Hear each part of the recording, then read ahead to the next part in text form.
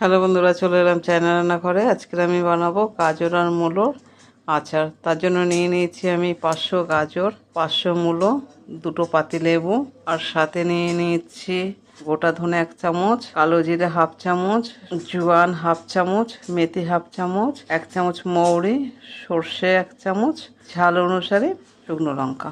গাজর ছাড়িয়ে নিচ্ছি, মূলো ছাড়িয়ে নিচ্ছি, গাজর আর মূলো কেটে নিয়েছি।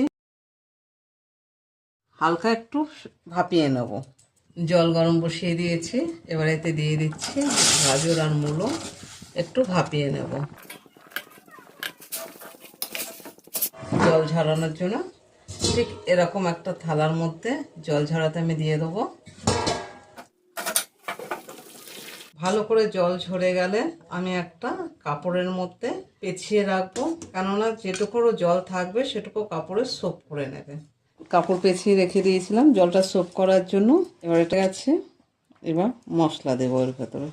কড়াইতে এবার মশলা দিয়ে মশলাগুলো আমি ভেজে নেব। মশলা ভাজা হয়ে গেছে, এবার একটু ঠান্ডা করতে দেবো একটা প্লেটে।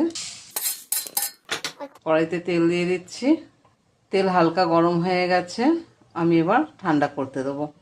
দিয়ে দিচ্ছি এতে ভাজা মশলা, 1 চামচ বড় চামচের নুন, 2টো লেবুর রস, 1 চামচ ভিনেগার দিচ্ছি, যেহেতু এটা আমি অনেক দিন রাখবো তার জন্য, না হলে নষ্ট হয়ে যাবে, বেশি দিন থাকবে না।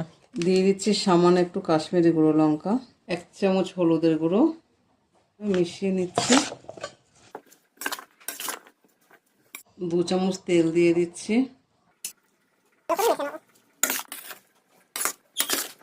এবার বয়মে ভরে নিচ্ছি।